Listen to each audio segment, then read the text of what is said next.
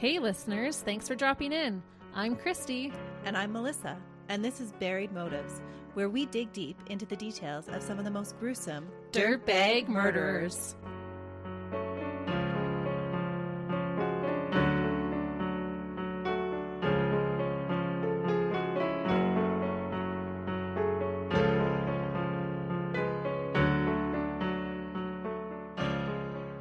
Hey listeners, Welcome back to Buried Motives. thank you for joining us today. We are so excited because we have a listener request. We do. Our listener named Ivy has requested this case a couple of times, and we're so happy that we can finally bring that to you. Melissa has been working her butt off for you, Ivy, doing so much research for this case. And we hope you enjoy it. We do. And thank you so much for being a loyal listener. We know you've been with us for the long haul. And if there's any other listeners out there that have requests, send them in to us. We'd love to hear them. Absolutely. But this I know is a long case, and some of you have probably heard this before, but we hope that we can do it some justice, and I feel like we should just get right into it. All right, so today we're going to talk about one of the most infamous family annihilators in American history, which is so appropriate because this week, some parts of Canada will celebrate Family Day. So happy Family Day, everyone. Hope yours goes a lot better than this. But we did have Melissa do this one because of her fascination with family annihilators. And this one was a fascinating one to research. And the more I dug, the more interesting it got. There were just so many avenues to explore because with any case that's over 50 years old, it's been told and retold again so many times that some of the facts get misconstrued or misleading details show up. And this was one of those cases where it took a while to investigate and fact check on everything. And when a murderer gets away with a crime for 18 years, despite there being no question about who he was, there's a lot to unpack. So buckle up. I'm buckled. From the discovery of the bodies in this case to the unsuspecting monster behind it all, it is the stuff of horror films. The case created fear in the small town of Westfield in 1971 that would spread nationwide and spawn images of a boogeyman that was out to get everyone. Westfield is a town located in Union County, New Jersey, located 26 kilometers or 16 miles southwest of Manhattan. In 1971, it was an upscale suburb of Victorian homes and stately mansions, and it was an idyllic place to live out one's dreams. But on December 7th, those dreams would become nightmares. Based on officers' accounts from that day, it had been a dreary one, with a light rain falling on and off all day. Fog had collected and circled, setting an ominous mood as police made the grisly discovery at 431 Hillside Avenue. The 19-room post-Victorian home, set back 100 yards from the main road, belonged to the List family. John, his wife Helen, and their 3 children, Patricia 16, John Jr. 15, Frederick 13, and Alma List, John's elderly mother that lived in the apartment on the 3rd floor. For a family of 6, the house was extravagant. There was a chef's kitchen, a billiard room, and a ballroom. The house was massive. Its mahogany entryway opened into herringbone patterned oak floors, which led to an expansive staircase straight out of Gone with the Wind. Oh my. There was even an intercom because the expanse of the house was just too large to yell for supper. That's wild. I had a friend growing up who had an intercom in her house, and I was like, whoa, you're rich. Well, and if that description doesn't give you the idea that this is a grand house, the house had its own name. Oh, that's when you know it's a bougie house. That's right. This house was known as Breeze Knoll, and I've been trying to think of what my house's name would be. I don't think I want to say on air what my house's name would be. Maybe that's what we need to do, though, is name our houses. Would that make them seem more grand? Maybe. Something Manor. I think I'd want Manor in mine. But just because it had a name doesn't mean that it was all that, because outside appearances can be deceiving, just like the family who lived there. The house was not all it seemed and told a very different story from the inside. It was scantily furnished and needed some serious TLC. Earlier that evening, around 4:30, police had received a request from 2 concerned citizens, Mrs. Barbara Sheridan and Mr. Edwin Iliano. They were the List's 16-year-old daughter's drama teachers. They were concerned that the family had not been seen or heard from in over 3 weeks and requested that the police investigate. At 7:30 that same evening, police got another call about the residents. And I'm always amazed at the seemingly random coincidences that happen in cases sometimes. Oh, absolutely. 2 people calling in at the same time? Yeah. I think that's the universe pushing for police to make that discovery. Mm-hmm. This call was from the list neighbor, Dr. William Cunnick. He was calling about his concern that he hadn't seen Alma for quite some time and was concerned about the lights in the house that were always on, but now seemed to be going out one by one. He also reported that on several occasions, he had seen someone suspicious in a white Pontiac creeping around the house. So the lights had been left on so long, they were slowly burning out. Mm-hmm. Police started calling around to friends of the lists, and as they were doing this, they get a second call from the Cunnick home. This time, it's Mrs. Cunnick.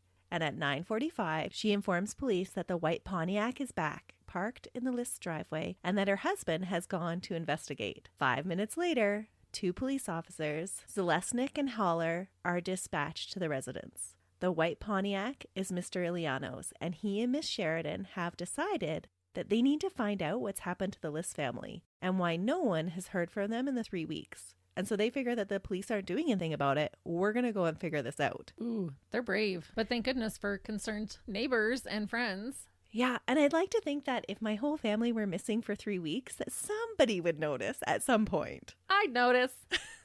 Thanks, Christy. I'd hop in my minivan and go over there to investigate. I'd be like, woman, where are you? We got things to do. This is a large family of 6. How do you just disappear? Yeah. All 6 of you, right? That's true. But there was a reason why it had taken people so long to contact the police about the List family disappearance. John had provided an excuse for his family's absences. He had sent messages to the kids' school, their carpools, activities, and their part-time jobs that the family would be away for an undetermined amount of time to care for a sick relative in North Carolina. He had canceled deliveries from the newspapers and the milkman, and even telephoned the neighbors to let them know that his wife's mother was very ill and that the whole family would be away for at least a week or 2. That's why people weren't raising questions about the family that had been missing for almost a month. It was a perfectly good explanation. Unfortunately, it wasn't the truth. Oh, it seems like he thought of everything, like even canceling the paper so that even just passerbyers wouldn't be concerned about all these papers piling up outside the door. Yeah, he was really methodical. But it wasn't really until these nagging gut feelings got the better of people and the lights going out one by one that somebody was actually motivated to go and check up on the family. That's when the true reason for their absence was made known. When police arrived that night at the house after listening to the curious reports from the drama teachers and the neighbor, they decided it would be best to enter the house and do some investigating. So the neighbors that showed up there, the drama teachers, they didn't actually go in. They were just kind of kept scoping it out. When they showed up, they just kind of waited in the driveway. Okay. Almost expecting the police to show up, like a neighbor to notice them and show up. There are some huge discrepancies about what led to the bodies of the List family being found. And I'll go into detail about the one that I found in the police records and the one that held up in court. But there is a very different version of these events told by Mr. Iliano. He claims that he had a very close relationship with Patty. And I'll go over this supposed relationship when we talk in depth about the List family dynamics. But for now, just know that he was suspicious about Patty's disappearance. He tells how he had driven past the house numerous times, looking for any signs about the family's whereabouts, which were corroborated by Dr. Kinnick's versions of events about seeing the white Pontiac several times around the house. But Edwin Iliano claims that on December 5th, he actually snuck into the house and found the bodies on his own. What? He said he was so freaked out by this discovery that he froze for like 2 days, not knowing what to do. Then, on December 7th, he decided to stage a discovery with witnesses present. Remember, he is the drama coach. It's all about theatrics for him. Staging the scene is why he called the police before and took Miss Sheridan along for the ride and parked in the driveway where he knew neighbors would see him this time. I wonder if he was worried because he left the scene of the crime, like my DNA might be in there. I need to get back in there. Yeah, I don't know really what his whole version of events was about. Very odd behavior either way. Some believe his story, but I think his actions later in life are questionable enough to take his version of events with a grain of salt. He goes on to make this self-serving movie about Patty's story from his point of view. What? He wrote it, he directed it, and he cast himself as a key player in Patty's last 8 months. What? Mhm. Yeah, I'm not buying it then. I think he's doing it just for the attention and his little 5 minutes of fame. It was a little different. His version of events in this movie did not get great reviews, especially with people who actually knew the daughter, Patty. It sounds like he was just this creepy drama teacher that liked teenage girls. Oh, creepy. Mm-hmm. Because he's a grown man, right? And this is a teenage girl that we're talking about. Yep. Ugh. But I thought it was important to point out that there are these two versions of events of how this played out, because he tells his version to other people. I don't know. I don't feel like I'm buying it at this point. I think he's just some creepy dirtbag. It did sound that way to me. But he never did change his version of events throughout his life. So who knows if his story is true or not, but it isn't the one found in police records. From those records, we learn that police entered the home around 10 p.m.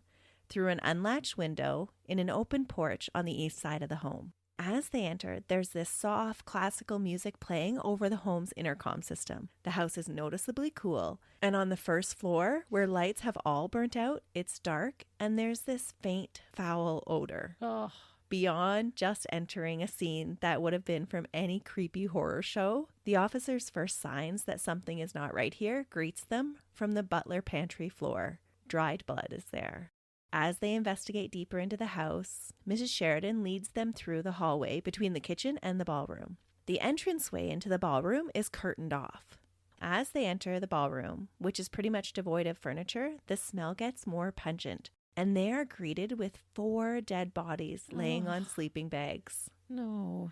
Laying parallel to the interior wall is Helen. Her 46-year-old body was found lying on her back, face to the wall, and a towel over her head. Next to her, laying perpendicular to the same wall, is each of the list children. Closest to the wall is Patricia, or Patty, laying partially on her stomach. Next is Frederick. The 13-year-old is on his side on the same sleeping bag as his sister. It has been opened up completely to make room for both of their bodies. John Jr. is the closest to the center of the room on his sleeping bag, laying on his back. He too has a towel over his head. So just the mom and son have the towels on their heads. Mm-hmm.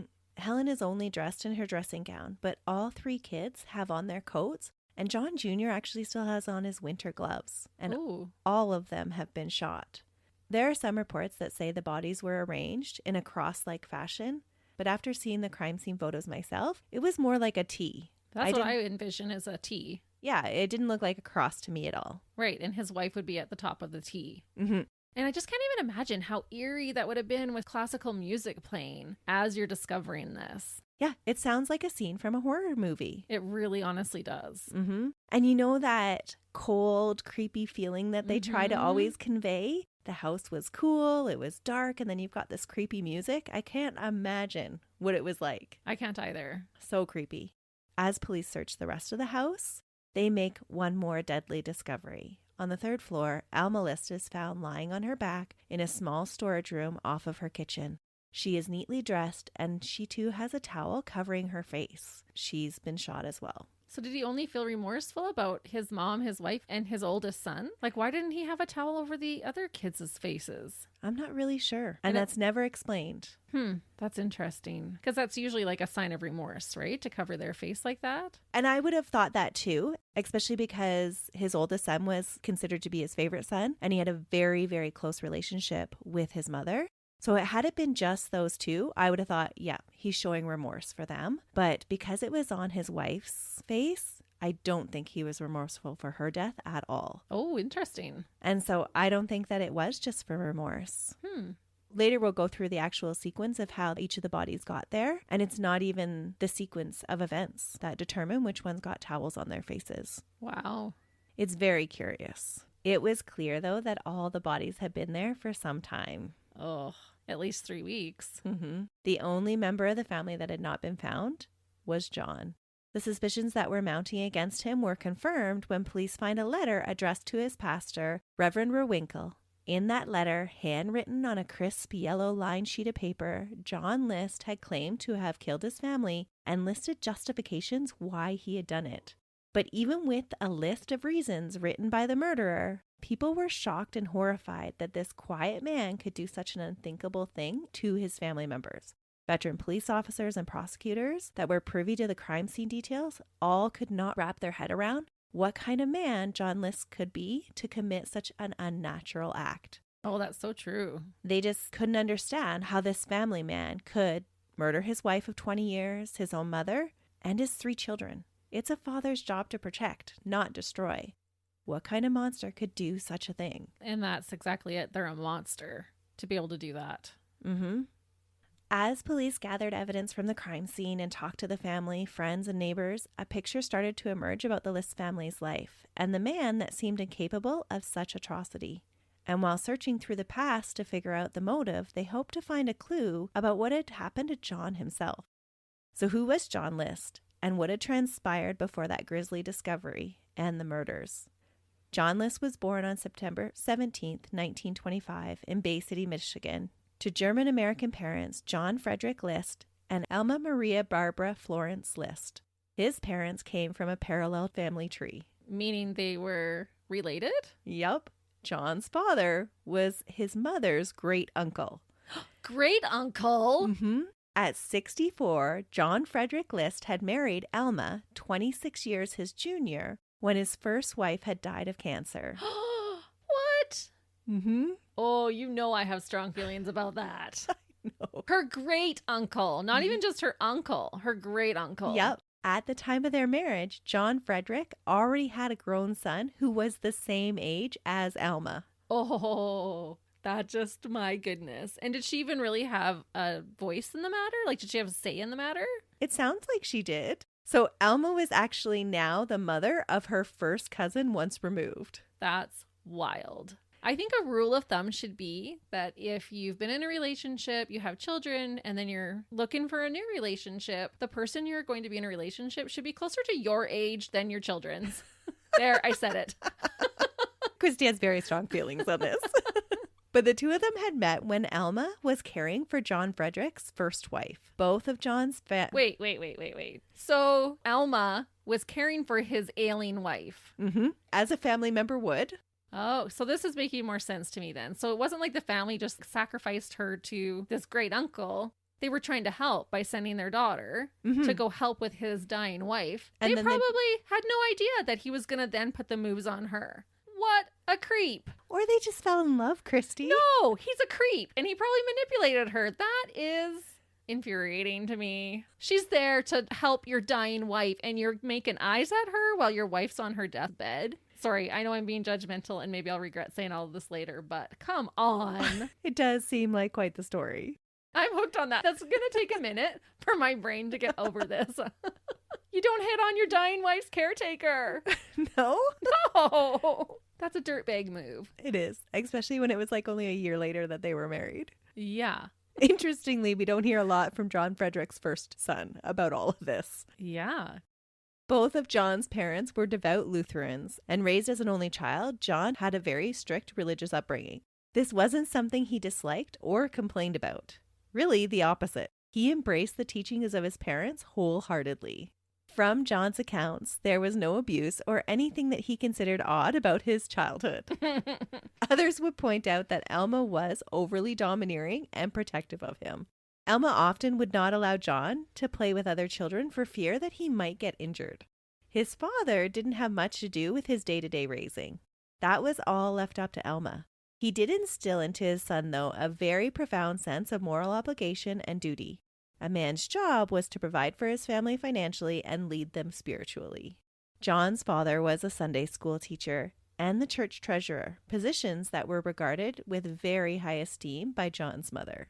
And John as a child was expected to live up to his parents' high expectations in his behavior, school performance, and even his appearance. He was expected to emulate his father. These expectations were recalled years later by a tenant who had rented a room in the List's home. Laura Warner said that John was the neatest little boy she had ever saw. While his parents rented out rooms that could have been his, John, for his whole time at home, would sleep on the couch in the parlor. What? Each day, he would neatly fold his blankets and belongings and store any of his personal effects away out of sight before heading off to school, neatly dressed and groomed without complaint or even prodding. Whoa, that is not a usual upbringing for a little boy. No, but he describes his upbringing as perfectly normal. Yeah, it's not sounding so normal. No. What child actually would do that religiously every day? No, we can't get most kids to put their shoes in the closet. Mm-hmm. And when we're saying normal, you know what we're saying, right? Like, but this is very abnormal. We realize that there's lots of different ways to raise your kids, but to have a little boy to be so pristine and Neat and never complain. right, well, it's like he didn't have a childhood. Yeah. They were just raising this tiny little adult. Well, John himself really enjoyed the order. For his time at the Bay City Central High School, John didn't really make any impression at all on any of the students or the teachers. A student that would later date John in college hadn't even remembered that he had been in her classes in high school. That's how much of an impression he made. Yeah, I can believe it. He's just like an afterthought. You can sleep on the couch, put your things away, go to school. He just learned to blend in to the scenery. It was firmly taught to him that he should never be seen or heard from. He just needed to be in the background. And it doesn't sound like he was ever allowed to find out who he really was. Play is important for kids. Mm-hmm. Finding out their likes, their dislikes, you know, that kind of stuff. And then he was just taught to be like his dad. He was taught that order was everything. And as a personality, he never had much of one. Well, he wasn't allowed to have one. No. It sounds like. John would graduate in 1943, just as World War II was really getting going. Many of John's contemporaries had left school early to enlist, but John's mother would not allow him to do so. It was too dangerous of a place for her one and only precious son. His father had different views on serving, though. He felt that it was his son's duty, and as soon as John graduated, his father's patriotism, deeply cemented in his own heart, allowed John to disobey his mother for one of the few times in his life, and he joined the army. In the army, he served in the infantry as a lab technician during World War II, the perfect meticulous job for John. According to military reports, he saw just under 40 days of combat duty, but was recorded as being a prisoner of war when he was taken at gunpoint by some German soldiers for a brief period of time. And for a brief period of time, it was like a few hours. Oh, okay. But during that time, he was held at gunpoint.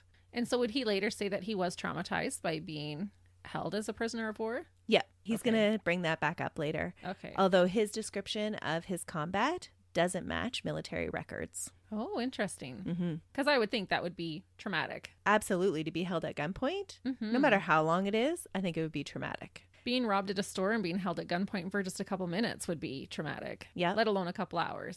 And so that does come back into John's defense during his appeals later on, Okay. that he did suffer from PTSD. Okay. But back at university, he seemed to have no trouble getting on with his life. There, he used his keen sense of numbers and his exacting personality to study business administration and eventually accounting at the University of Michigan in Ann Arbor. He was a numbers fanatic. He loved the columns and neat rows where everything had its place and could be neatly tucked in to where it belonged. University seemed like a pleasant time for John. He was really active in the university's Lutheran Student Association, and he continued military training in the Reserve's Officers Training Corps, earning himself the title of a second lieutenant, which made Alma really proud of him. Mm-hmm. He felt some real status by having that lieutenant designation. It makes sense that he would even go into that kind of job. Just how he was raised, like things need to be order and a place for everything. Mm-hmm. Things have to make sense. That's right. They all have to add up for John. Mm-hmm. In his final year, he even joined a fraternity for business majors. This wasn't a frat house for partying, but it was one for social networking. And John made some very good connections that would help him get a very good job at an accounting firm as a junior auditor in Detroit right out of university. The whole time that John was in university, Alma would visit monthly and spend quiet reflection time with him reading the Bible. Oh, wow. John's father had passed away a few years earlier when he had been serving in the Second World War, and now it was just him and his mom, and their close bond continued strong into John's adult life. While John's relationship with his father was described as being very standoffish and official, with him barely showing any emotion when his father died, his relationship with Alma was very different. She was warm and affectionate and doting. She was very proud of her son's accomplishments, and he basked in that love and pride. Which makes it just that much more shocking that he was able to pull the trigger on her. Mm-hmm. And that's why I say, if it had just been her and his oldest son that had the towels over their head, then I could understand it. But as we get into his relationship with his wife, you're going to see why I don't think that he would feel remorse over her death. Okay. As John's finishing up university, the Korean War was intensifying. And in 1950, John had to put his career on hold because he was called back into active duty and was stationed in Fort Eustis in Virginia. There, his ability to strategize and his logistical understanding was put to work arranging transport for military personnel and materials. It was in Virginia that John met his future wife, Helen Morris Taylor, on October 13th, 1951, at a bowling alley. That's such a wholesome story, right? Like, it's the 50s, you meet at a bowling alley. It's unfortunate that it has such a horrific end. Yeah, it sounds like the perfect beginning for a loving couple. The reason why Helen was at the bowling alley is that Helen's sister, Jean, had brought her out trying to cheer her up. Helen was recently widowed and had just buried her husband, who had been killed 6 months earlier in Korea. Helen's first husband was regarded as a huge war hero. Oh, so she's obviously in a vulnerable position right now. Yeah. Helen, it seemed, did not have the easiest of lives, according to reports made by Jean. She was only 9 months older than John, but she had had a lot more life experience. She was the third of 5 children and had grown up in Greensboro, North Carolina. She was physically abused as a child and had fled home at the tender age of 16 to marry a soldier named Melvin Taylor. During their marriage, Helen went through a series of trials. During the delivery of their first daughter, Brenda, she was splashed with ether in her right eye that caused permanent damage to her vision and altered her appearance because the muscles in her eye were weakened. Oh, that's terrible. And when her second child was born, a little boy, she seemed to have escaped catastrophe during delivery just to have him die 6 months later from a blood incompatibility. Oh. After that, she had several miscarriages. Oh my goodness. But Helen seemed to persevere in her life with Melvin and her only child, Brenda. Despite the fact that he liked to bar hop during his tours of service, Melvin was a hero in Helen's eyes. His death was a shock to Helen, according to her daughter. Brenda said in a 1971 interview that when John met her mom, that she was, quote, in bad shape then, really destroyed over my real dad's death, and she had been seeing a lot of men. I guess she just settled on John. So how old was the daughter then at that point? She was 9. Okay. So she was old enough to remember these things. Yeah. And I thought that was a pretty good summation of John and Helen's courtship, because John was definitely not the type to attract ladies. He was shy and for the most part awkward to the point of almost being endearing. He had no game at all. He actually still retained that totally miserable quality of fading into the background in almost every setting. That's why at first, Helen had actually gone out with his friend. Oh, wow. And maybe that's why he goes on so long with not being caught, because he's just fading into the background. Oh, it totally is. Oh. He just has this quality of never sticking out. Mr. Cellophane. Mr. Cellophane is a really accurate description of John's personality. When Helen's relationship with John's friend didn't work out, she eyed up John as the more respectable option and husband material. Well, and she probably got to know John a little bit because she was dating his friend. John was an officer in the Army with a very promising career lined up for him when he got out of the Army. His accounting job had promised him $56.25 a week. Not too shabby, fresh out of school, and was definitely appealing to Helen, who now had a child to support and had frequent health problems of her own. Helen had contracted syphilis, presumably from her first husband. During his bar hopping days. I was wondering if that bar hopping included any special little ladies. Yep, it sounds like it did. While in most people, the effects of syphilis stay dormant for some time, Helen was affected almost immediately with hepatitis that required ongoing medical attention and racked up the bills. She would have periods of wellness followed by long periods of fatigue. I couldn't find a dated report of her medical condition early in their marriage to determine if she knew she had syphilis prior to marrying John or not, but I think it's very unlikely. It seems that her condition wasn't fully understood until much later in their marriage, when she suffered some more serious complications of the disease. But whether in the dark on purpose or not, John was reportedly over the moon with Helen's attention, only cooling his excitement for his new romance when Alma showed her displeasure for John's choice in a girlfriend. So he was totally smitten until Mommy wasn't too thrilled. That's right. But it doesn't sound like Alma would have been thrilled about her son dating anybody. No, and especially not a woman that had already been married. Even though she was widowed. Like, give her a break. Yeah, Alma just thought that Helen was not good enough for her son. And I think you're right. I don't think any woman probably would have been good enough for Alma. Yeah, he definitely falls into that category of having an unusual relationship with his mother. Yes. But Alma wasn't the only person with misgivings about this relationship. Her sister Jean felt that Helen would need a much more assertive man than John to keep her happy and to keep her spending in check. Jean's husband, who is also named Jean, he later said about John, quote, "He wasn't one of my favorite people. He had feminine tendencies, you see. I considered him a mama's boy. I thought they had a loser from the word go." Oh, ouch. Yeah. But we know he's such a dirtbag, right? So it's like, yeah. He wasn't impressing anybody, that's for sure. If your loser radar was going off, you were correct. Yep. Maybe not for the reasons you're saying, but we know he's a dirtbag. Mm-hmm. And it is really sad that back in that day, like if you had feminine qualities as a man, you were really judged for that. Mm-hmm. And that judgment came through pretty harsh with his brother-in-law. Ugh. Helen wasn't accustomed to being alone, and she felt she really needed a father for Brenda. She wasn't going to be dissuaded by John's mother's less than welcoming attitude or anybody else's.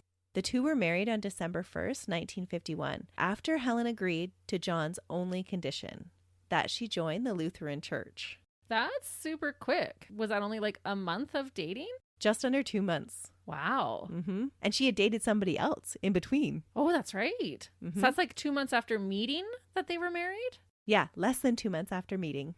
Wow. The quick courtship was rumored to be because Helen had tricked John into marriage by saying that she was pregnant. Huh. While John was chagrined with his sin of premarital relations, he was determined to do right by Helen when she told him that she was pregnant. Oh, yeah. He's super religious. What was he doing? He really felt that now that she was pregnant, it was his duty to marry her. And it's early 50s. That alone, too, would say that that is your duty. Mm-hmm. John says that he did later find out that Helen had never been pregnant. But by then, the wheels had been set in motion, and it was too late to call off the wedding.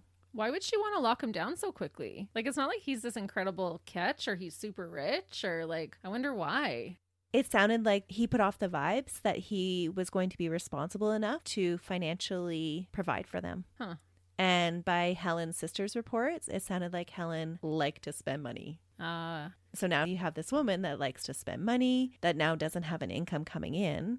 Brenda had a small settlement from her dad's pension, but that was in Brenda's name. And so it sounded like Helen wanted the security of John's promised job. The job that he had been given at the accounting firm. It was a decent wage. Right. And she's probably still in mourning. Like her husband's just died. And she's probably flailing. It's early 50s. You have limited options, especially as a single woman, but then also with a child. Mm-hmm. And she has her own health conditions, so it's not like she can provide for them. True. I think she was feeling the pressure. Mm-hmm. And John was this guy that seemed respectable. It wasn't like he was going to be like her first husband and step out on her all the time. He wasn't a ladies' man. He wasn't putting off that persona. Right. So here you have this super respectful guy. He's got a good paycheck. He seems like a suitable candidate to take care of them. Right. And less of a risk. Mm-hmm. So she locks him down by saying, "I'm pregnant." Gotcha. So their early marriage did seem to do pretty well. John finished his service after a brief time in California, eventually settling in Detroit to work. The moves necessitated by John's military career didn't seem to faze Helen. She, however, did have a little trouble navigating Alma's new role in their lives because she was used to running her own household for how long? Since she was 16. And now she had this interference of John's mother. Not that she was living with them at the time, but John always wanted to check in with his mother and see his mother. When they moved to California, he had wanted to take his mother with them. And she's a little domineering. Mm-hmm. And so there was a little bit of back and forth between Helen and Alma. Some growing pains to get through there. That's right. See, it's a tale as old as time. Mm-hmm. But they eventually worked out a compromise that John would visit his mother without Helen just to keep the peace because Alma wasn't too welcoming with Helen either. It came from both sides. Oh. Brenda recalls happy memories with John, though, as a child. And she says that the two of them were often allies when Helen took her sorrows and bitterness about what had happened to her in her early life out on the both of them. Mm. So Brenda remembers happy times with John when it was just them. So you're right. It does sound like a good start. Yeah, I mean, they had their difficulties, but they were working things out. Yeah. John's accounting career, too, seemed like it was going fairly well. And definitely on paper, it seems like it was taking off at this time. He went through a series of jobs, each paying a little bit more than the last one. But when co-workers and employers were talked about, it seemed that John, on further inspection, was not what he had initially appeared. First impressions were that he was this intelligent, neatly dressed, polite man that had a way with numbers. But after people got to know him, they soon found that he was just not as personable as first thought. When his true colors showed through, he was encouraged to apply for other positions in different companies. Oh, no.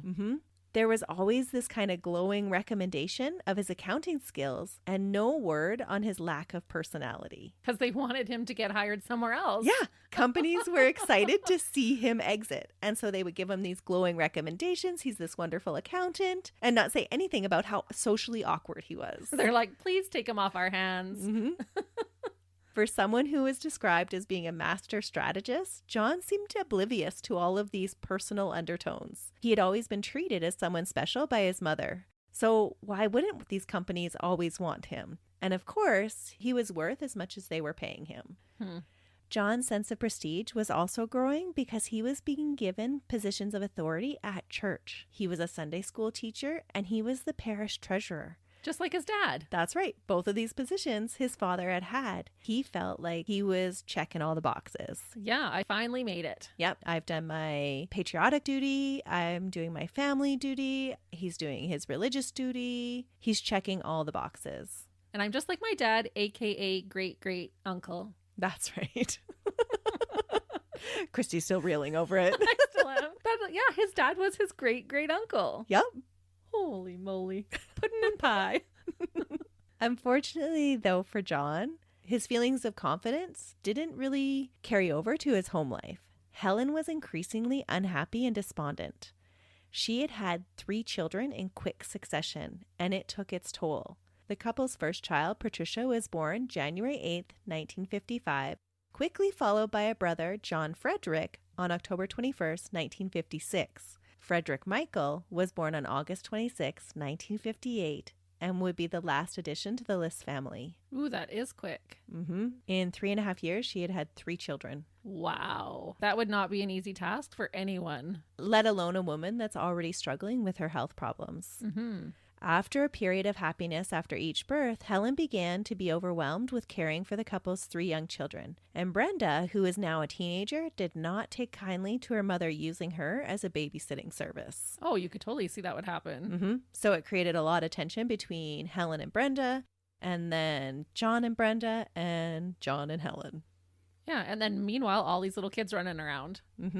Along with her various treatments for her, at the time, mysterious medical condition because she hadn't yet been diagnosed with syphilis, Helen was treated for depression and was seeing a psychiatrist regularly.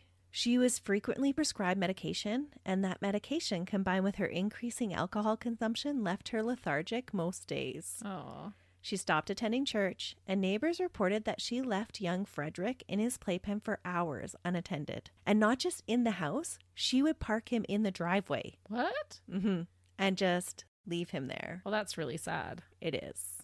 But she was ill and she was having difficulty coping, and she turned to drinking scotch more and more to kind of just fade away. John and Brenda were often left caring for the 3 small children. John just couldn't understand, though, why his wife was so unhappy. He was checking all the boxes. They were going to church. He had these prestigious titles at work. He was bringing home the money. And so he couldn't figure out why she wasn't happy with their situation in life. So what he tried to do was buy her happiness, because Helen liked to spend money. And occasionally this would work. So it cemented for John that his wife needed to be provided with her heart's desires. And if he was going to provide for his family, he was going to do it the right way, with the very best of provisions. That is a slippery slope. So John gets this spending mentality. Oh, no. Both John and Helen were spenders. As long as John was making a decent wage, this wasn't really a problem. But the 2 also never learned how to save for a rainy day. Well, and it sounds like they're using materialistic things as kind of a Band-Aid, and they're not really looking at what's causing this unhappiness or these things. Exactly. Yeah. Like, I get that your love language can be gifts, but this sounds like an extreme. In April 1959, Their spending really did become a problem for their lifestyle. Oh, and that can quickly get out of control. Because he had these successful careers, but he was kind of just being shuffled company to company. He wasn't actually finding success in them. He was missing the undertones that he was being shuffled because he wasn't well liked. He thought it was because of all of his accounting skills. That, oh, everybody wants me. And so he was building up this confidence that everybody would always want him. Not thinking that, ooh, I might run out of companies to get pawned off on. That's right. In April 1959, when they bought their first home, despite John's healthy wage, they actually had to rely on Alma to provide the down payment for their home. Ooh. And John started feeling like he just wasn't earning enough. Less than 6 months later, John was offered a new job at Xerox, an up-and-coming company, with a salary of $12,000 a year. And today, that's almost $110,000. Yeah, that's not bad. That's not too shabby. It's not like he wasn't making a decent wage. And with more money, John just felt like things would surely get better. Sadly, though, that wasn't true.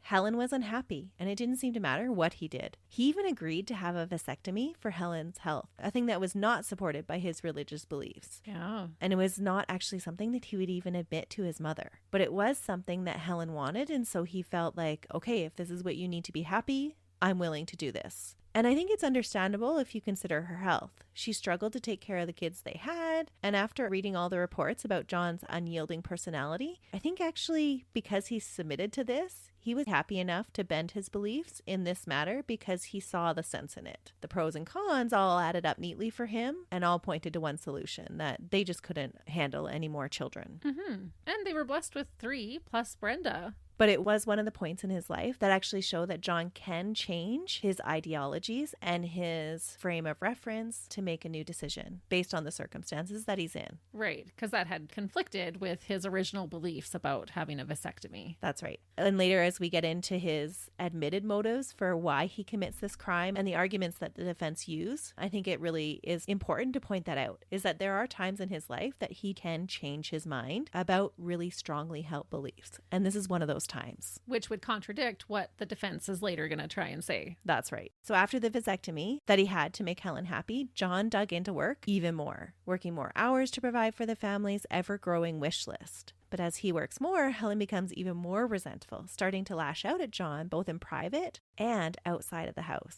Ooh, that would not go over well. Having your wife bad talking you and getting after you in public, that would look really badly for a man. That would not be well tolerated in the community or by John, likely. No. In private, it's one thing, but in public, completely another. Yeah, you've tarnished my image, and I can only imagine what Alma would have thought of that. Yeah. So in private, Helen would attack his manhood and make backhanded comments about how John was not at all like her first husband. Oh. Brenda, in an interview later, would say that her mom was, quote, really boozing it up by then. She kept saying that she couldn't forget Melvin, that John was nothing compared to him. She was on heavy doses of medication, and Daddy couldn't control her. When John showed no emotion over this, Helen just got even more angry. Well, yeah, she was saying it to get a reaction out of him. Yeah, but he was just this person that had no personality that she couldn't get riled up. The only time that Brenda could recall John ever showing emotion towards her mother was when she had teased him about his military haircut, a style that never changed for him. Brenda said, quote, he just sat there reading and she kept on teasing him. Finally, he stood up, his face got all blotchy, and he threw the table and all the dishes to the floor. Whoa. Brenda remembered being terrified by this incident because it was so out of character for John. Yeah, I can totally see how that would be so shocking coming from this timid, quiet man. And over a haircut. Unless it's not really over the haircut. You know, there's always that one little catalyst that pushes it over. Yeah, and I'm guessing that that's what it was.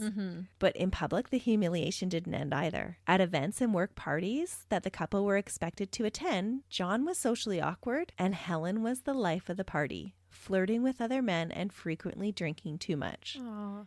And if that wasn't enough, Helen would often call his office and leave messages for him that his secretary would then dutifully report in front of others. Messages like, quote, your wife called and said that your son messed his pants. If you want them changed, come home and do it. Oh, wow. At the time, John was working for a firm that prided itself on being this family company that was forward thinking. And so they did allow John the ability to just kind of come and go as he needed to. And he would do just that. So he'd go home and change the diaper? When Helen demanded it, he would return home even though it mortified him that people knew he had to do this. Yeah, it's not what would have been considered manly in the time. Not at all. And like now, it's more realized that men should be changing diapers as well. But either husband or wife, you shouldn't be calling your spouse at work and saying, come home and change their diaper. Not when you're at home. No, either one of you shouldn't be doing that to the other. It's just bizarre. And Helen's behavior would get the blame when John was overlooked for promotions. He thought that she was the reason. Every time he was overlooked for a promotion in this company, he was like, oh, that's because Helen was calling into my work. That's because she made such a spectacle at that party. Really, the real reason, though, was John himself. He was just too rigid and cold that it made working with him really difficult. But then you can see how the resentment would start to build in him towards his wife. And all of this was happening in the 60s. It was 1965, and John was not handling the new social culture very well. His need for absolute order and his rule-following patriotic ways did not lend themselves well to the 60s. He was not about burning the bra. No, he was not about the hippie movement and free love. Yeah. After repeatedly asking for a more prestigious title, Xerox eventually had to let John go to look for different employment. And this was one of the first times that they didn't pad his leaving. I wonder how like CEOs of company like Xerox even feel later knowing we employed this terrible family annihilator. Yeah. And I think that his failings at work really show that Helen wasn't the only person to be annoyed by John's personality and his quirks. He was apparently as stiff and emotionless as they come. It was even reflected in the way that he walked, stiffly and squarely. There were so many reports from so many people that knew him that said he just had this certain way of walking, that he was just completely stiff. And this is why we let our children play and get dirty and explore the world around them. It's needed. I think it's funny that you bring up being dirty when you play, because even when John was doing his yard work, he had this extremely odd habit of always wearing his suit and tie. While he's doing yard work? So he would be out cutting the grass in a full suit and tie.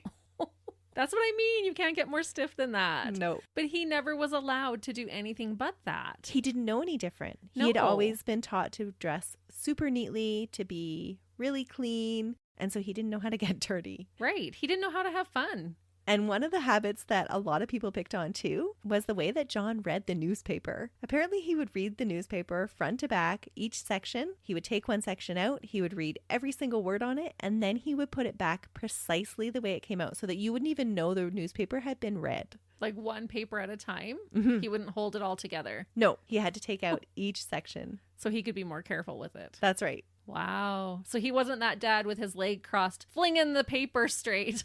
No, not at all. John had to do everything very meticulous, in order, all the time. Huh. And it's the newspaper. That's going into the recycling when you're done. And it happened every day.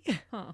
To make matters worse at this time, Helen's syphilis was progressing and was causing symptoms from cerebral atrophy. She was having periods of disorientation and paranoia. For several weeks, she was actually confined to her bed. Her condition was not helped again by the alcohol and antidepressants, which at the time were mostly tranquilizers. Yeah, that would not be a good mix. No. Young Patty was now given the tasks of most of the household chores at the age of 10, while her dad searched for yet another job. Brenda by this time had moved out, starting her own life. One neighbor said that John Jr. and Frederick followed Patty, quote, around like anxious puppies. Well, they're just looking for some kind of parental figure, it sounds like. And Patty was it. It wasn't John or Helen. John eventually found a job, a good one, with a title that he liked and an even better salary. He was hired to be the vice president and comptroller at the First Nations Bank in New Jersey, earning $25,000 a year. Or just over $200,000. That's pretty good coin. It was a pretty prestigious job, and the prestige was what John needed to boost his confidence or his ego. The new job necessitated a move, and John found the perfect house to make Helen happy and prove that he was a man of prestige. He found Breeze Knoll. And that's why he bought such a huge house for their small family. Yep, with its 10 fireplaces and huge kitchen, John was sure Helen would love it. And Helen did. Helen was reported to be very passionate about cooking, and was really talented. She had had hundreds of cookbooks. Her sister said like 350. Oh, wow. So the kitchen with its full butler's pantry was a huge selling feature for her. She loved the house that John presented her with. Yeah, it sounds like an amazing house, to be honest. The house's tax assessment was $100,000 at the time, but it was actually listed much lower because the house was already in ill repair when they bought it. But that didn't dissuade Helen or John from dreaming. They lowballed the list price of the home and made grand plans to fix the house up to its original glory. John, always a history buff, had even collected photos of the house from its glory days to make sure that the restorations were precise. And how sad knowing what we do, like what would end up happening in that house. Yeah, when they moved into that house, they had such dreams. But the only problem with all of their big plans was that they had still not saved any money. And the $10,000 down payment was a huge chunk of change to put down, and they didn't have it. That's a huge chunk of change today. That's how Alma came to live with her son's family. Alma agreed to give them money once more for a down payment on one condition, that she got to live in the apartment on the 3rd floor. Helen wanted Breeze Knoll more than she didn't want her mother-in-law. She's like, okay, fine. Yep. Not that she had changed her tune towards her mother-in-law anymore, but she just wanted the house. Well, and she's been motivated by money. Sadly, this was not a good arrangement for poor 79-year-old Alma. She would confide in friends that she was the unhappiest that she had ever been while she lived at Breeze Knoll. And I think that is just so sad. It really is for the end of your life to be spent that way. Especially she probably had such high expectations. She's obsessed with her child and thinking, I finally get to live with him again, his family, this is going to be great. Yeah.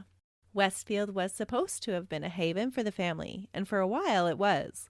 John was tickled pink to have his whole family, along with his mother, attending church with him, and him proudly serving as a Sunday school teacher again. But all of this didn't last. His unyielding nature was very strict for the youth he taught, and parents started complaining. And it wasn't long before Helen would start leaving early, taking Patty with her. When the children had been little, it was only Helen that he didn't know how to control. But as the children got older and were exposed to more people and influences, he felt like he could no longer control them as well. Well, and especially if Helen is telling them, come on, let's go. Yeah. There's that conflict between the two of them. Providing it out for them, right? Yeah.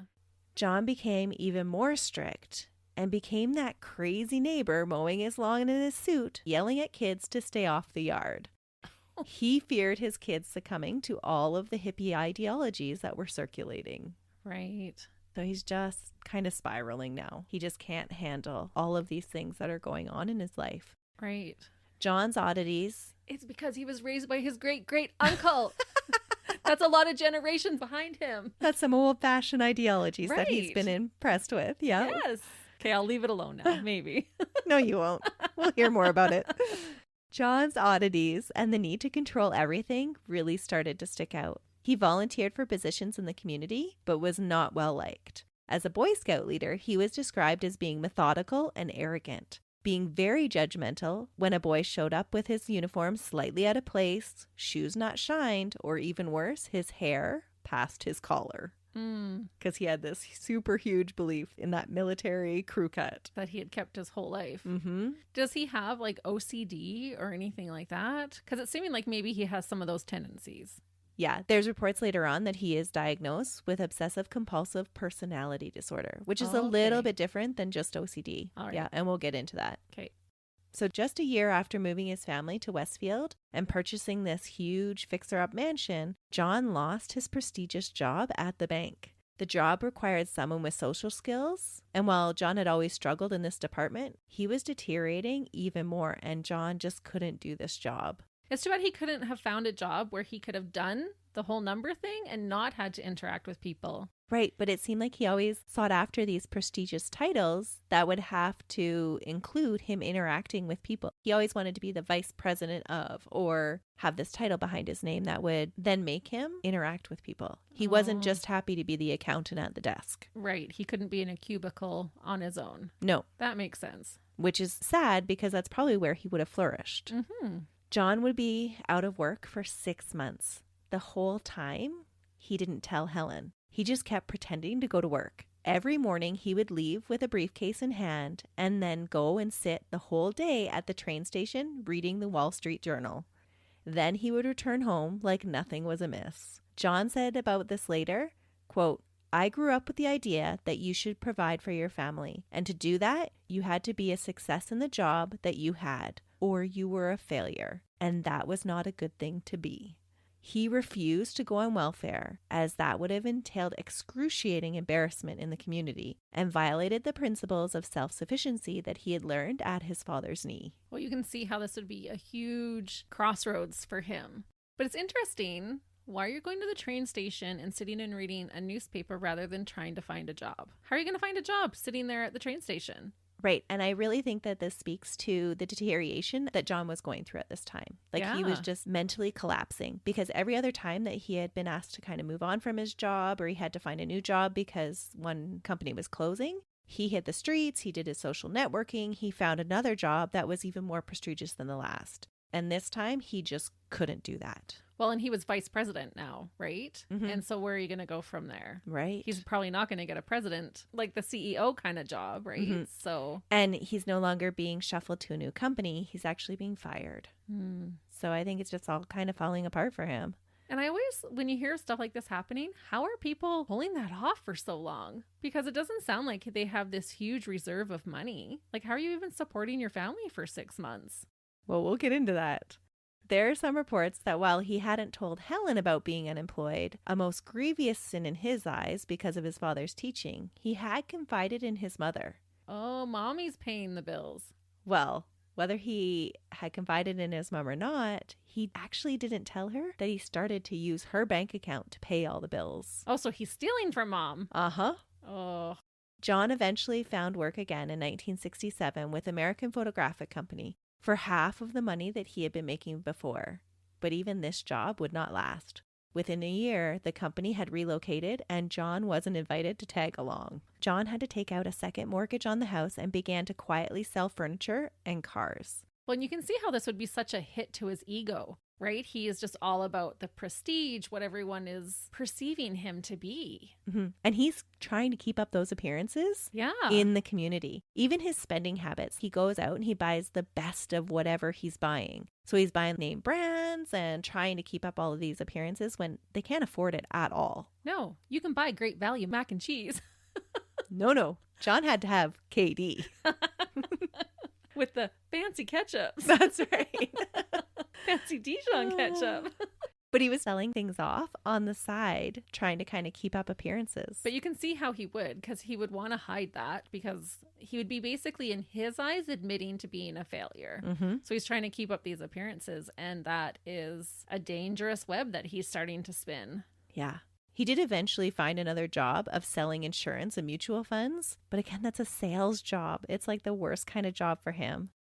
Yeah, because you need people skills. Which he lacked. So he wasn't able to bring in enough money to keep up with the family's spending. And he kept dipping even deeper into Alma's accounts. Well, and Helen just is going to continue spending because she thinks that money is continuing to come in. That's right.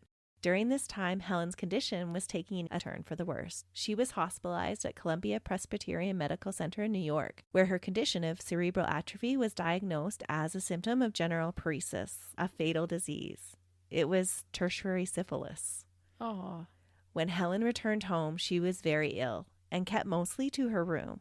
Because of her disease or her dislike for John, she stopped censoring anything that she said to him and openly degraded him. She was not shy about the fact anymore that she preferred her first husband's sexual abilities and that John left her unfulfilled. But he also gave her syphilis. Mm-hmm. But she would just blurt this out in front of their whole family. Oh. Which just further humiliated him. Yeah, that's gotta be tough. Mm-hmm. That's just mean, like, honestly. It is, but because of changes in her brain that were happening because of her medical condition, she had no filter anymore. So that was inhibited, that part of her brain? Yeah. Oh, okay. So it's not like she had control over it. She was Right. actually sick. So Helen comes across in this story as being pretty mean, but there's a reason why she's being mean. Oh, yeah. If that's part of her condition, then that's just what it is. That's understandable. And she shouldn't be blamed for that then. No. And he should have been more understanding. But at the time, they didn't know a lot about this condition either. Oh, okay. And so he didn't get it at all. And even other people didn't understand what Helen was going through. Right. Like, there are really conflicting reports about Helen from neighbors. Some say that she was this batty woman that never would wave to them, always kept to herself, was really standoffish. And then there were other reports from the children's friends that would say whenever they saw her, she was this super nice woman that was kind and way nicer than John and more inviting and welcoming. And both can be true. Yeah, she had these personality differences. And good days and bad days in her disease, probably. Yeah. During this time, though, John relied heavily on Patty to do a lot of the housework chores that her mother could not do anymore as he was working from his office at home. Patty, as a teenager and wanting to explore her own interests, was not thrilled, but dutifully complied. A boyfriend of Patty's said that she missed a lot of classes at Westfield High because of her mom's illness. And with John being raised in such an old-fashioned mindset, it's not surprising that he would put that only on his daughter. It's That's not right. like to all of the children, okay, mom's sick, we all need to chip in and help. No, I have a daughter, she has to take that over, which is totally unfair for her. But it's just how it was at the time. It was expected of her. But as any teenager does, Patty started to push her father's boundaries. And this angered John because he felt that she was turning out like her mother. In the last 8 months of her life, Patty, or Pat as her friends called her, discovered a drama group, and she became enthralled with the stage. John was not impressed. He felt her new drama friends were not a good influence, especially when her first performance on stage in the spring of 1971, she ran out in front of the audience in just her bathing suit, giving a little shimmy shake, and had a boy catcall her from the audience. Oh, yeah, that would not have gone over well. No. John was horrified. He had already believed that any career in acting was this huge corruption. Oh, he totally would with his strong beliefs. Mm-hmm. But I don't know that any dad would like to see his teenage daughter shaking it on the stage in her bathing suit. That is true. I can't imagine my husband enjoying that with our teenage daughters. No, mine neither. But Patty had found something that she loved, and she pushed her father on the subject. And she was also pushing the limits with her dress, language, and attitude. A friend described her like this, quote, Patty at 16 was the most independent young woman that I had ever known. She had an attitude and an outlook that people her age admired and even envied. She had outward qualities of brazenness, haughtiness, and nonchalance, but inward qualities of warmth and kindness. She had a tremendous allure as a girl of 16. Well, she had to grow up pretty quick. In the summer of 1971, she and a friend were picked up by the police for being rowdy in the streets in the wee hours of the morning. She had snuck out and got herself picked up by the police. She sounds awesome, actually. She's just having a good time. She's a teenager. Yeah, and under so much pressure. You know, it was rather, I'm going to live under my dad's thumb or I have to make my own way. Yeah. John showed up in a suit and tie to the police station at 2:30 a.m. to collect his daughter. Did he sleep in his suit and tie? No, or did he get out of bed and put it on to go to the police station? I'm assuming he put it on. But it was pointed out by Patty's friend's father, who also came to pick him up, that he showed up in his pajamas. Yeah. His casual clothes. But he pointed out that John had taken the time to actually put himself together in a suit and tie to come at 2:30 in the morning to the police station. Right, where most people are like, you throw on some sweats and a ball cap and you go. That's right. Maybe he had a sleeping suit. Maybe. He just slept in his suit all the time. Day suit, sleep suit. Whatever he had shown up in, John was not happy. He started ranting and raving about Patty's behavior in the police station, calling her a witch. At the time, no one thought too much about this, but it later surfaced that Patty was dabbling in witchcraft, rejecting her father's Christian beliefs. Ooh. It's not known if this is what John meant by calling her a witch, but I thought it was interesting enough to point out. Yeah, and it's even surprising that he would say that in public even. Like, that is not what is common, it seems, to his personality up to that point. Yeah. And I think that there's a lot of things, too, that in John's behavior point out that he didn't actually know Patty was practicing witchcraft. Patty, up until her death, did continue to sing in the choir at church to appease her father, but several friends and counselors from the summer camp that she had attended all said that she was getting deep into the occult. Her friends claim that she had renounced the church, just like her mother had when she had requested her names be removed from the official rolls. There was also rumors that Patty was using drugs and seeking to have a relationship with her drama instructor, as per his account. This is a little suspicious because other students do not support this version of events at all. They say that the guy was just a creep around a lot of the teenage girls. And hello, that is not the flex you think it is. No. Like, that looks Not so at all. badly on you. But there are some points to his stories that are hard to refute. He was worried enough about her to frequently visit her house after her disappearance, and he says that Patty confided in him her fears about her father wanting to kill her prior to her death.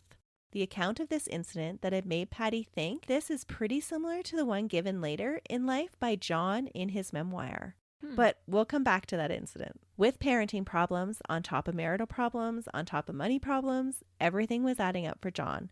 And the summation that he reached was that something strategic had to be done to fix the situation he was in.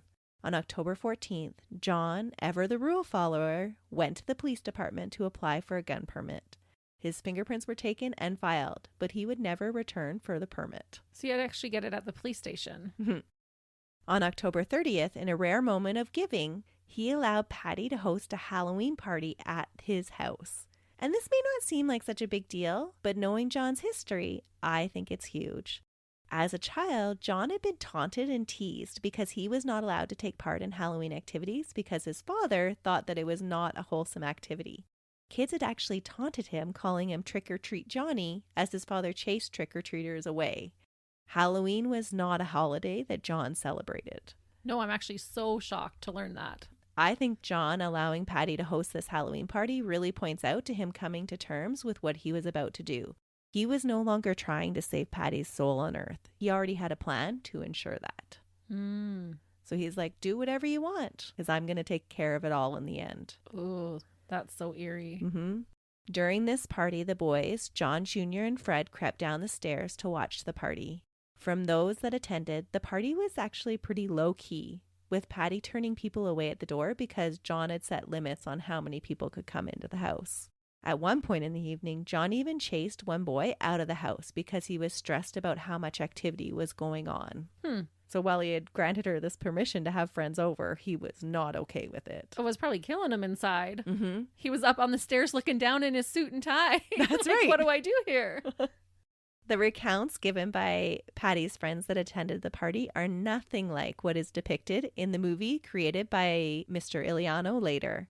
But during the party, guests did notice how sparsely the house was furnished.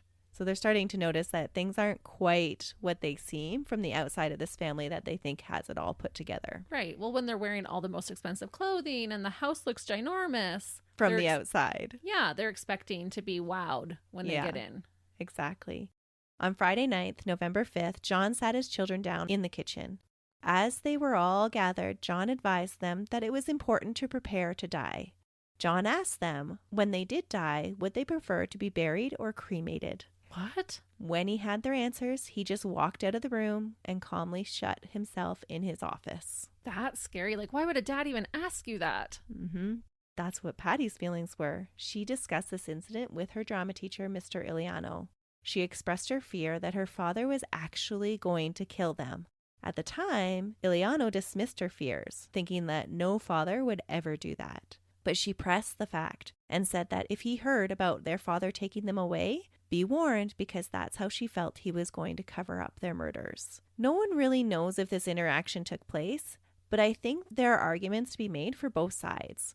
John does say in his memoirs that this is what he did. He sat his children down and asked them whether they wanted to be buried or cremated. And then Edwin Iliano, he comes back and says Patty told him about this incident. In his recount to reporters later on, he's bawling his eyes out saying that I didn't take her seriously. Oh, that's really sad. And did he recount that after he read John's memoir, or did he say it before? His movie came out around the same time. So hard to say. It is really hard to say, but I think there's arguments for both sides.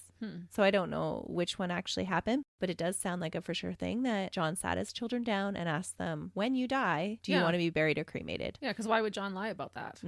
And there were other friends of Patty's that would say in the days before their unexpected trip was announced that Patty had been nervous and fearful of her father. Oh, that would be so hard, regardless if we think the drama teacher's a creep or not, like to have heard that and not acted on it and just kind of brushed it aside. Yeah.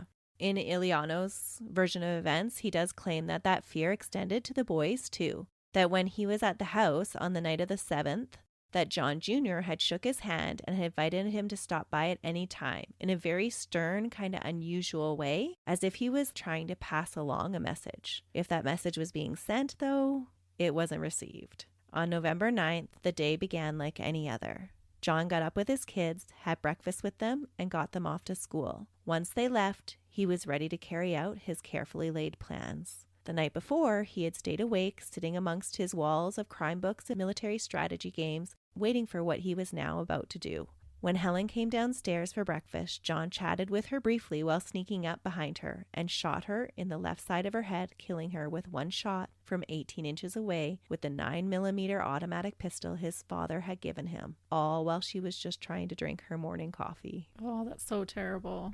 Quickly, he headed up to the 3rd floor where his mother was preparing to eat breakfast. He gave her a kiss good morning, dodging her question about the noise that she had just heard from downstairs. Well, I was just thinking that would have been loud. Later, John said that he felt just like Judas as he delivered a kiss just prior to shooting her in the left temple at point-blank range. Oh. John attempted to move his mother's body, but it was too heavy for him, so he covered her face with a towel and returned to the kitchen and dragged his wife's body into the ballroom. After cleaning up the blood in the kitchen, he sat down to write notes and make phone calls telling people about their expected absence to take care of an ailing relative in North Carolina. He then went outside to rake some leaves and was seen by a neighbor that he refused to wave to. He went out and raked leaves? He just needed to kill time in his morning. And were the kids at school at this point? Mm-hmm. Why even raking the leaves? You're about to flee. You're not even going to stay there. He just needed it to look pristine. Huh. It's really interesting. I feel like there could be a whole paper written on the analogy between John and the house. Because John, it only matters what he looks like on the outside. It doesn't matter what's inside. It's pretty hollow and empty inside. And same with the house. It only matters what the outside looks like, but inside it's unfurnished and bare. And falling apart. Yeah. Yeah, I think you're right. That would be so interesting. Yeah, I think someone needs to do a research paper on that because I feel like there's such a correspondence between those two things. He created a home that was like himself. Emotionless and devoid of any feeling. Yeah, no personality on the inside. And it only mattered what looked like outside. Yeah. So now it actually makes sense to me that he was outside raking leaves. Well, and if that little fact hadn't convinced you that John was cold and emotionless, after he raked leaves, he went inside, made himself lunch, and sat down to eat at the table where he had shot his wife just hours before. Oh my goodness. Years later, in an interview, John would justify his ability to eat by stating with a chuckle that I was just hungry. That's just the way it was. Oh, yeah, I can't even imagine coming and sitting back at the table where you just shot your wife and, I'm going to make myself a sandwich. The next sequence of events gets a little confusing, but this is what I was able to piece together from timelines of witnesses and bank stamps. We know that John's plans were slightly interrupted when Patty called home shortly after lunchtime, wanting to be picked up from school because she wasn't feeling well. John obliged, picking her up around 12:30, but seeing no reason to stop now, he just moved up his timeline. We know when he pulled into the driveway, he quickly went into the house before her, and as she walked in, he shot her in the jaw with his antique .22 pistol, a souvenir he had kept from his time in the war. He dealt with her body just like he had Helen's, and again cleaned up the blood. We also know that he ran some errands that day around the same time. He cashed a check at the Suburban Trust Company, mailed a letter at the post office, and then went to a different teller to have his mail stopped. He stopped again at a bank to cash a check, out of his mom's account this time, at a drive-in bank branch, and then went to his mother's bank and cashed in the remainder of his mom's $2,000 in savings bonds at 1:37 in the afternoon. Overall, he had $2,285 in cash, leaving just $2,414 behind in any of the accounts. We are not sure if he already had murdered Patty at this point, or if she was actually waiting in the car for her dad to take her home. Oh, okay, because I was going to say, how do you do this after shooting your daughter? The two timelines kind of coincide together, and there are a lot of reports that say that he went to the bank in the morning and then he shot Patty, and then there are some reports that say he shot Patty and then went to the bank. But just knowing the time frames, it all seems to happen at the same time. And the only thing that I can think of is that Patty was waiting in the car while he was doing all this. Well, he had to be efficient. He was out to pick her up. I better run my errands and then we'll deal with it. That's what I think happened. And maybe he left that little bit of money to make it look like, I'm coming back. Maybe. Like we're just going on this holiday. Yeah, I don't know why you're cleaning out all the accounts. Why don't you clean it out, all of it? It's odd. We do know that he returned home to wait for his boys. Next to come home was Fred, and this I think is so sad. Fred too came home a little bit earlier than planned. He had gone to his after-school job at KMV Associates where he and Patty both worked. But when Fred found out that Patty had gone home early, he was concerned about her, and he called home asking where Patty was. And then he asked to come home early too. What a good brother. He was concerned about his sister. John shot him the same way he had the others, by a surprise attack, and laid his body out next to Patty on the Boy Scout sleeping bag. After dispatching 2 of his children, John drove to the soccer field where John Jr. was playing and watched him play. He then drove his namesake home to meet the same fate. Some people theorize that John Jr. must have been suspicious about his dad when he entered the house, because it seems like he got a little bit of a jump on him. John Jr. struggled, unlike any of the other victims. He was shot at least 10 times in the chest and face. Oh my goodness. It would have emptied both of John's guns. Later, John would say, quote, "I don't know whether it was only because he was still jerking that I wanted to make sure that he didn't suffer, or that if it was some sort of way of relieving tension after having completed what I felt was my assignment for the day." Whoa. His assignment for the day, like checking groceries off of his list. It's so heartless. It really is. Mm-hmm. And he's just totally dissociated himself from the situation. Yeah, it was just something he needed to carry out. When his son stopped jerking, John dragged him into the ballroom and laid him on his own sleeping bag beside his siblings in the ballroom. Having completed his work, he then said a prayer over his family from the Lutheran hymnal. After John cleaned up the blood for a 3rd time, John stacked the garbage bags by the back door and made himself supper. Oh. The postman came around 5 p.m. to deliver a letter that John had mailed himself earlier in the day. He left it unopened for police to find later. That evening, around 7 p.m., he called his pastor and gave him the same story as everyone else, that they planned to be out of town for a bit. Around 7:30, he did the same for Patty's drama group, explaining that Patty would not be able to be the understudy for Blanche in the upcoming production of A Streetcar Named Desire. Finally, he sat down and penned a 5-page letter to the same pastor he had just lied to, and wrote instructions for whoever would find the bodies. After his full day, he slept in the same house where his dead family members were starting to decompose. Oh. So did these instructions include their desires as to what they want to happen to their bodies? Funeral arrangements? Oh. Yep. Oh, and I don't know how you could stay in the home. I don't know how he did that either. But he did say that it was the best night's sleep he had gotten in a long time. No way. He just felt all the pressure was off. The next morning, John cut his face out of all the photo albums in the house. Then he turned down the thermostat to 50, turned on all the lights, and turned the intercom on to the radio station WQXR FM, the only one he had ever allowed to be played in the house. Police would later believe that the thermostat was turned down to slow decomposition, and the lights in the radio were left on to prolong the time that the bodies were discovered. John would admit that it was actually because he was being conscientious of the heating bill, but wanted to make sure that it was not so cold in the house that the pipes would burst. There was no sense in costing the bank more costly repairs when they took it over. Whoa. It was also for that reason that he left on the lights and the music. He felt that it would deter robbers. So he was just protecting the bank's investment. No way. Do you think that's true? That's what he said. Wow, that makes him so much more heartless, but it just shows how he's just almost like this robot. He's just adding up. These are the things that need to be done, and how do we protect our assets, and what are Yeah. our liabilities, But it's surprising too, because he's leaving on lights and music, but he's told everybody they're out of town. So wouldn't that raise suspicion? Right, but he had thought he was going to deter the robbers. Right. So they can't damage or take things. That's right. He had thought this through so well. And it sounds like he is just like mentally spiraled out of control, taking the time to cut his face out of all the photographs. Well, he's been strategizing about this for a while. One of the pastimes that John did love to do was play military strategy games. And there were several people that said that he could not be beat at them. He was just so strategic. And that's why he gets away with this. On November 10th, John locked the front door and walked away, leaving behind his whole family that he had mechanically murdered without emotion. Oh. That door stayed locked until December 7th, when police entered the house and found the dead bodies. During their investigation, police found that there were no signs of struggle in the ballroom and that drag marks through the hallways indicated that all victims had been killed in the kitchen with the exception of Alma. In her apartment, the toast was still in the toaster from her breakfast. Oh, means he just woke up and was like, Kate, I'm getting it done right now. He put on his little suit and was like, no time to waste. I have to get working on my to-do list. Well, that's what he said when he killed his son, right? He was just done today's errands. The garbage bags with the rags that John had used to clean up the blood were stacked by the back door, waiting to be taken out to the trash. There was so much blood soaked into those rags that when left to rest for some time, it had seeped across the floor. Oh.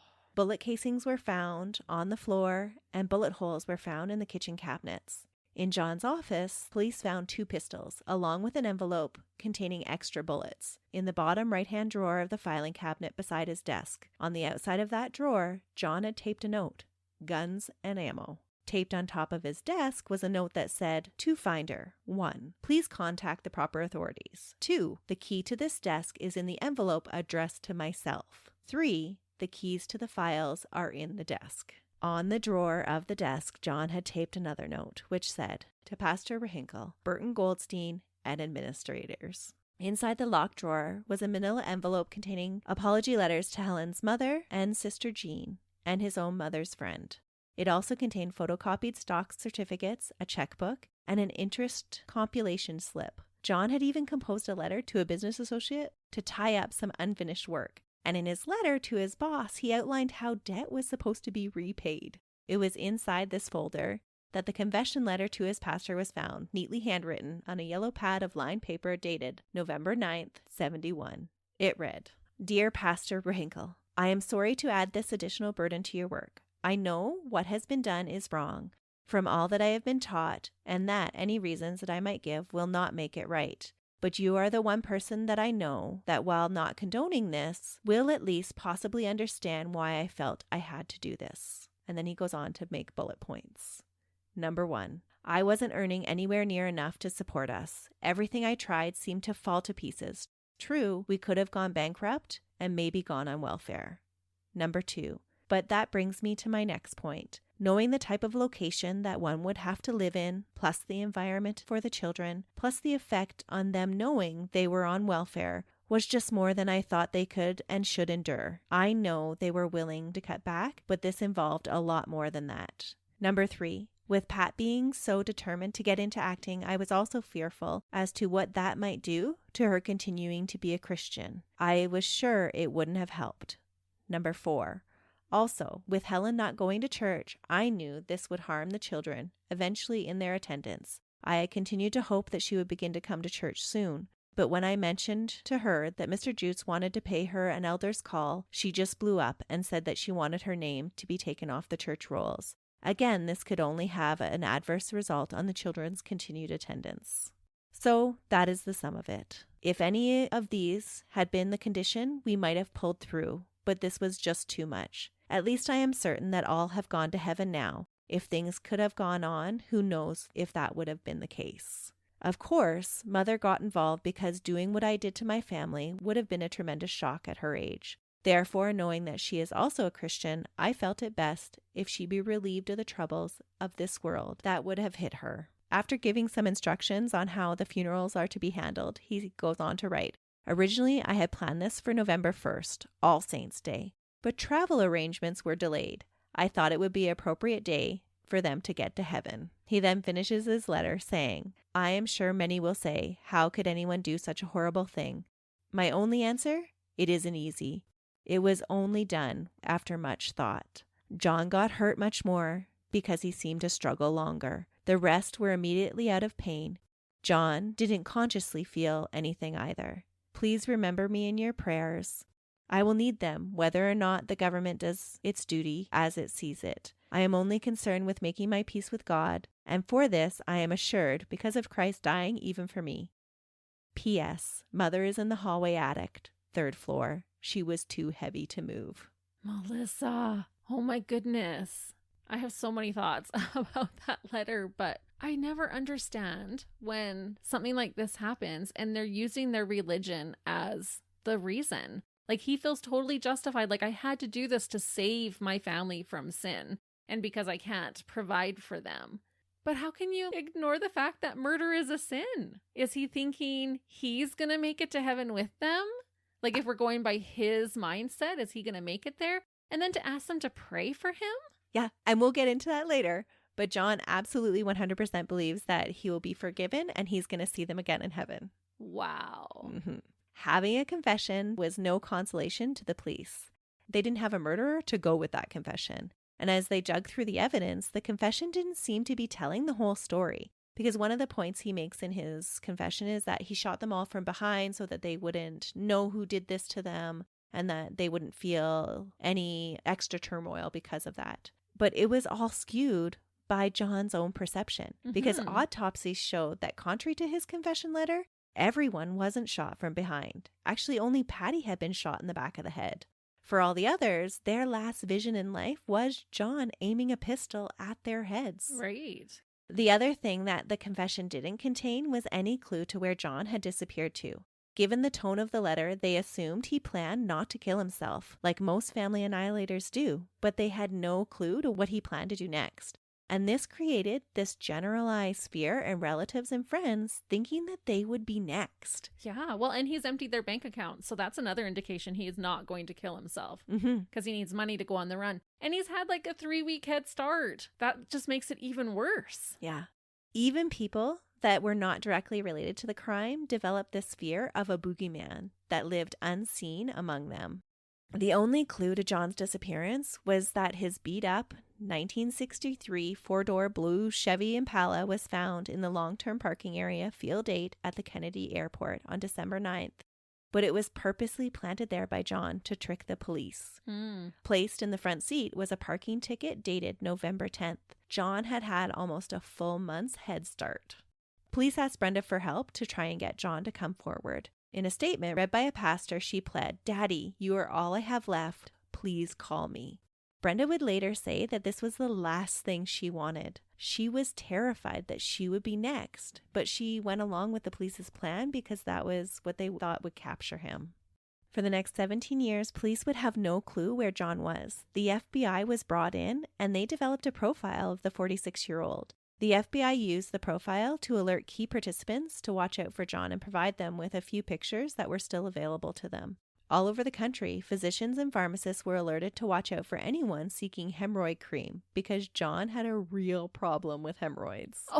Oh, seriously? Yeah. That's what they're telling them? That was one of their strategies. The other one was they put eye doctors on high alert because John's eyesight was so poor that eventually it was assumed that he would have to have his eyes checked. That's actually so smart. The FBI gave details that John was 6 feet tall. He was actually 6'1" and weighed 180 pounds, with black, graying hair, a fair complexion, brown eyes, and 2 distinguishing scars: a mastoidectomy scar behind his right ear and hernictomy scars on both sides of his abdomen. The flyer included this warning: List, who is charged in New Jersey with multiple murders involving members of his family, may be armed and should be considered very dangerous. And then it also added a remark about reportedly a neat dresser. Well, he would be. Like, those are all valid things. And he is so dangerous because if he's going to kill his family whom he loves because they're not towing the line spiritually, nobody is going to live up to those expectations. Yeah, it's just so crazy. One area that the police didn't distribute flyers to was Lutheran congregations. What? Yeah, I thought this was so weird. What? Even though they were confident that John wouldn't stay away from church long, it was considered a bad political move to mix church and state in the 1970s. And so they left out all the churches. Where he was almost guaranteed to show up. Police canvassed the area again and again and came up with no further leads. And the family and the community lived on in fear. Wild theories about John's disappearance were all over. One of the most famous theories was that he was the famous D.B. Cooper. On the night before Thanksgiving in 1971, 2 weeks after the List family murders, but 2 weeks before the bodies had been found, a polite, soft-spoken man described as dark-haired, middle-aged, 6 feet tall, and bespectacled hijacked flight number 305 bound for Seattle on the Northwest Orient Airlines, saying that he had a bomb in his briefcase. He forced the plane to land and pick up $200,000 in ransom money and 4 parachutes in exchange for the 36 passengers on board. And then, airborne again, he parachuted out into the howling wind at 10,000 feet over the Cascade Mountains of Washington. So they think that was John.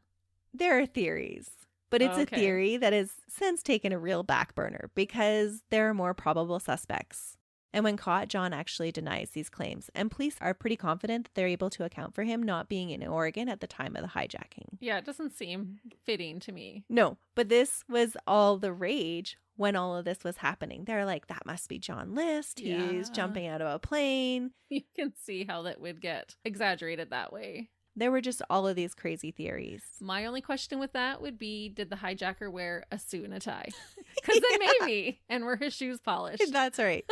On August 30th, 1972, following the discovery of the bodies, the List home caught fire, originally believed to be the work of arson. The rumors over Patty practicing witchcraft really took off, probably because of the Manson murders that were happening around the same time. Oh, yeah. Investigators now believe that the fire was probably accidental. People at the time were breaking into the house to steal souvenirs, and teenagers had taken to gathering in Patty's room and lighting candles. Ooh. It was rumored that they were actually practicing like these dark arts seances. Oh my goodness. There is also this other crazy rumor about there being a signed Tiffany stained glass skylight in the mansion worth $100,000 that was lost during the fire. If it had been true, the value would have solved John's money troubles. Yeah.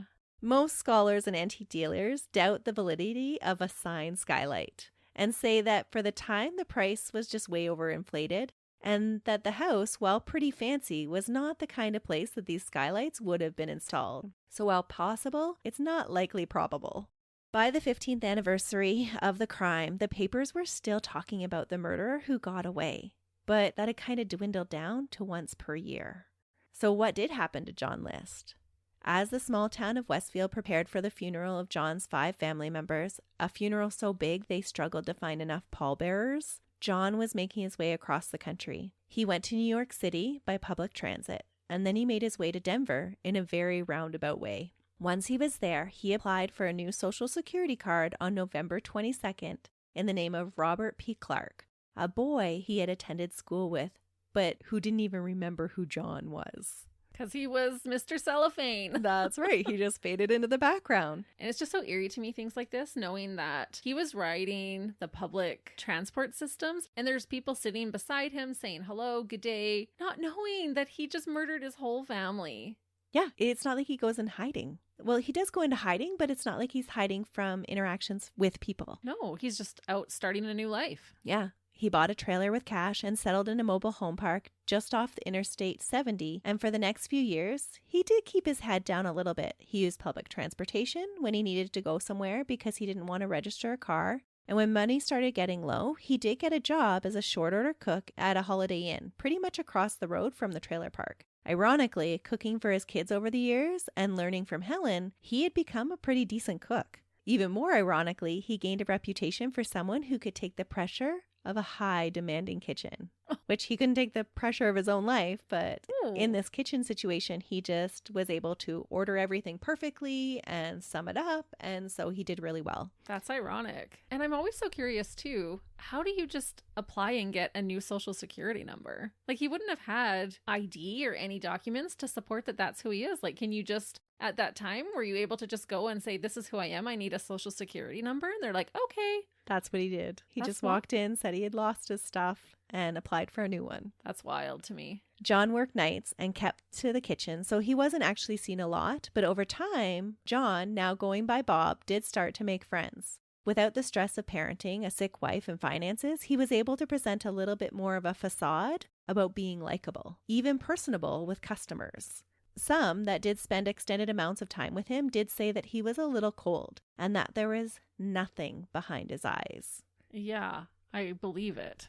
In 1974, he was offered a sous chef job at the Pinery Golf and Country Club, and with the increase in cash that he was making, he got a better place to live near the University of Denver at Columbine Plaza. With everything that he did, Bob was strategic. His choice of where he lived was ideal because there were lots of people always coming and going, too busy with their own lives to take note of him. Plus, the 70s were an ideal time to get lost. With the free love, hippie atmosphere he so despised, it was easy for him to kind of hide in the background. There was no digital footprint, and people still accepted someone's word about being who they were without having to prove your claim with handfuls of documents. You could even be like, hey, I'm a teacher. Okay, when can you start? There was lots of industry going on at the time, and people were moving all over the place. So it was this prime time for him to get lost. By June 1975, Bob returned to church. Again, he was super strategic about this. All of his years obsessively playing military games were paying off. He chose St. Paul's Parish, that was in a transient part of the city, right off a bus line. Again, a place where people were not around long enough to actually take note of him. By spring of 1976, he was feeling confident enough to try and get a driver's license. To prove his identity, he used his 2-year relationship with the telephone company he had set up at his apartment as proof of who he was. When he applied for his license under his new name, he shaved 6 years off of his age. A little over a year later, Bob met a woman and fell in love. Dolores H. Miller, in her mid-30s, was recently divorced from a military man. She was a shy religious woman that had recently taken a job in a warehouse at the Base Exchange. She and Bob met at a single social event sponsored by the area Lutheran churches. Both were shy. From accounts of her personality, she sounded like the polar opposite of Helen. And so similar to John. They would date over the next 8 years, and John gradually began to relax his style, even wearing an unbuttoned collar. What?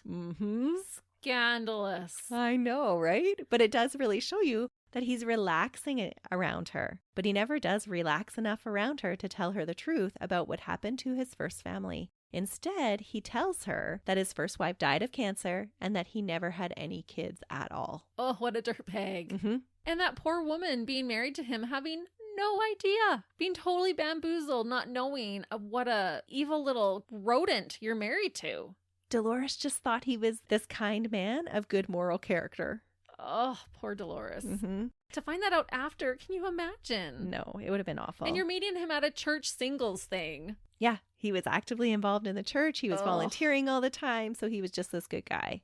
With Dolores' encouragement, John re-entered the world of accounting and once again started to seek out titles at work. His original strategy of laying low and accepting low-paying jobs and working his way up gave over to his ambition, and he started to pad his resume with phony positions. Once again, John was strategic about it, though. Knowing that employers never look past his most recent job experience, he always put the lies farther down the list. And so he would say he had all these prestigious titles, but they were just lower down so that he figured they wouldn't be checked. Gradually, John, as Bob, began to show through more and more of his past personalities and pastimes. He constantly listened to classical music and began playing chess and military strategy games again. But no one took much notice of him. After 8 years of courtship, Dolores finally agreed to marry Bob on November 23rd, 1985. That's a long courtship. She just was unsure of him, which I think is so sad. Yeah, if you're unsure for that many years, that's a bit of a flag there. Well, she was unsure of him probably for a reason. Yeah, he's a murderer. But everything that she was seeing was telling her that he was this nice guy. Yeah, on paper, he checks out. I'm guessing that she was getting a vibe from him. No, I wonder why she changed her mind. Like, what finally made her decide to marry him? I don't know. Because she had been divorced once, she really wanted to be careful and not be divorced again. Right. And 8 years, like she was in her mid-30s, now she's mid-40s, and maybe she was feeling like her opportunities were running out. Yeah. So they were married in Maryland to be close to Dolores's family. And where they got married was just 20 miles away from where John had married Helen. Ooh. He's getting brave. Yeah. For John, history seemed doomed to repeat itself. He had never really learned to save, and when he lost his job because of personality clashes, just 5 months after getting married, financial troubles started happening all over again. He and Dolores were swamped down at a condominium building that was run down and not being looked after, and interest rates were skyrocketing. It was during these troubles in February 1987 that one of Dolores's friends, Wanda Flannery, pointed out an article entitled The Perfect Crime. The article that was published in the Weekly World News tabloid was about John List, who had gotten away with murdering his whole family. This was a spin-off article about the crimes from the 15th anniversary story that had been published in the newspaper. No way. To Wanda, her friend's husband fit John to a T. his physical appearance, his demeanor, and his mannerisms, they all matched up. So much so that she was compelled to show the article to Dolores. But Dolores just laughed at it. She thought it was ridiculous that her sweet Bob was a murderer. Dolores told Wanda later that she just threw out the paper and had never shown to her husband. Oh my goodness. I wonder what would have happened if she did. Yeah, I don't know. What his reaction would be. And I'm sorry, but FBI, you need to hire Wanda. Wait, we're not done with Wanda. Oh, my queen. Shortly after that, Bob and Dolores moved to Richmond, Virginia, for Bob to once again start another job. They eventually settle on a lease-to-own home in Bander Mill suburban subdivision.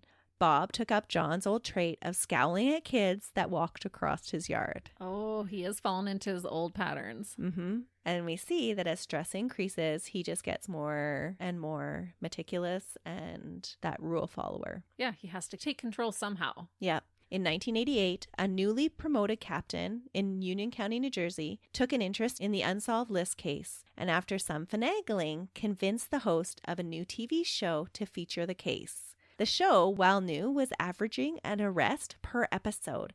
And so this new captain thought that even though it was a long shot, it was at least worth a shot. The host was John Walsh, and the show was America's Most Wanted. At the time, it was a new show that had started in February of 1988. It showed unsolved cases using reenactments and police statements, and then asked for live audience participation as police officers took calls from tipsters as the show was aired. And I don't think I ever realized this before about that show, but did you know the call lines that were behind John Walsh as he does his little recaps? They're actually police officers from the police stations that those cases come from. No, I had no idea about that. Yeah. But I do remember the show. I thought that was so interesting. Originally, the show rejected the case, saying that it was too old. But when the host, Walsh, heard about the dirtbag John, that he had killed his own children, that pulled on his heartstrings. And so he insisted that this case be aired. Good for him. The show contracted the services of a sculptor to create an aged 3D image of what John might look like 18 years after he murdered his family. For $1,500, using the 3 photographs that existed and the FBI profile, the artist Frank Bender went to work. The bust he created was a ringer for John. Go to our Facebook page to see a side-by-side comparison. It is eerie how well he got it. It's amazing. The episode about the List family aired on May 21st, 1989, and was seen by 22,000 people, and tips started rolling in. John later told his psychologist that he had caught the very end of the show when they did the recap about his crime asking for tips. He said that he was, quote, perspiring like anything, wondering if Dolores, who had also watched the show, recognized him. Apparently, she hadn't. There was some that say that this is all made up and it was just part of John telling a big story because there was a church social that night, and John rarely missed church socials. And we know from his autobiography that John is known to embellish the truth sometimes. So whether this actually happened or not, who knows? But I hope that it did. I hope he had that moment of just sweating it, panic, poop your pants, worry. Yeah, that would be nice. Who for sure saw the episode and recognized her old neighbor was Wanda! Yes! She watched the show that night, and it confirmed to her what she had thought before. Bob was John List. Wanda was on it. She had her son-in-law call into the tip line. On June 1st, FBI agents assigned to follow up on fugitive tips were doing their due diligence and following up on the tip that had been called in by Wanda's son-in-law. They knocked on Bob and Dolores' door in Bander Mill. Yes. Dolores answered. And when shown the John List flyer, she couldn't deny the resemblance. But she also just could not believe that it was actually true. According to police officers present, they handed her the flyer and she said, quote, "That looks like it could be my husband, but that can't be my husband. He's the nicest man in the world." Just to confirm, they asked to see a picture of her husband. The resemblance was uncanny, and the officers are sure that they have found their guy. And in Dolores' defense, John has not given her any reason to suspect that he's not who he's saying he is. That's right. And I don't know how, but somehow those detectives act all casual as they're asking about Bob. They're acting like, oh, we just have to follow up on this. Can you tell us where Bob is? And Dolores provides them with his office address. So as one officer stays with Dolores, the other one goes to Bob's office. That's smart, so then she can't alert him. That's right. So the officer shows up, and as he's talking to the receptionist, in walks John on his way back from the Xerox machine. He is arrested without incident at 11:10, but insists that he is Robert P. Clark. Yeah, but he has been for the last 17 years. This is an act that he keeps up for nearly 6 months, despite it obviously not being true. It was disproven almost right away by his fingerprints. And there are many instances where he lets it slip that he is John List. One of those times is when Dolores comes to visit him in prison. While he and Dolores are talking through the glass, his side of the conversation is taken down by a deputy that is guarding John. Basically, this deputy overhears him telling his life story to Dolores. And at the time, he doesn't think much of it. But then later, the deputy hears Dolores go on TV and say, "I don't think it's him. This is not my husband." And the deputy's like, "Wait a minute. I overheard this conversation where he told you all about it being him." So he admitted to Dolores that, I'm John List and I murdered my family. Yep. He makes excuses about how Helen's behavior kind of led him to all of this happening. Dolores, when you say you're going to stand by your man, this is your little asterisk. You don't have to at this point in time. I can't even imagine what she was feeling and going through. No, I can't put myself in Dolores' shoes at all. No, she could have been in a state of shock even. He was telling her all of these things that he had done as John List, but then he was still telling her that he was Bob. Oh, so bizarre. There are very few people who believe that Dolores knew anything about John's past prior to that conversation. Most believe that she was completely in the dark. Jean, Helen's sister, had a similar experience, though, with John.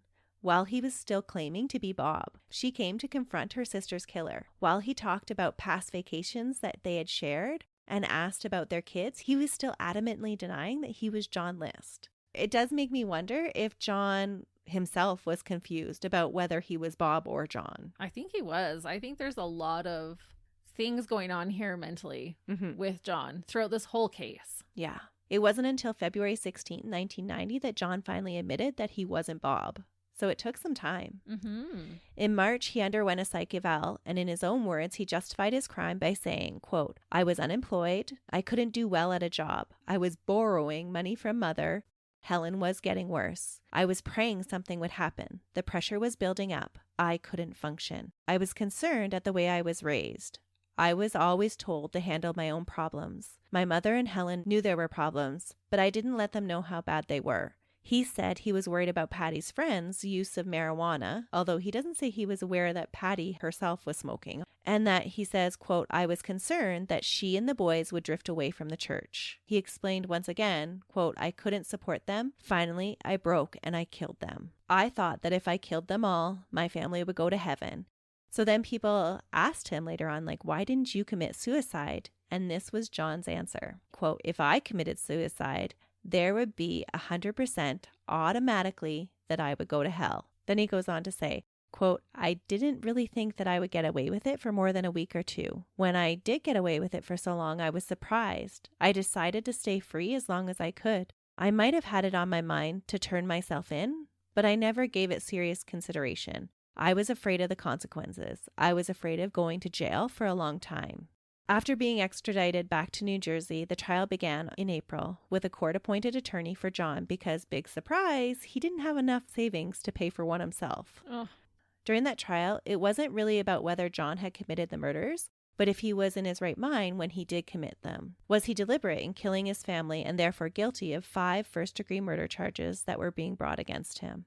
All the psychologists agreed that John was not insane, but the defense psychologists did argue that at the time of the crime, because of his obsessive-compulsive personality disorder, that once he had rationalized his plan and convinced himself that the only way to save his family's souls was to kill them, he was unable to deviate from his plan.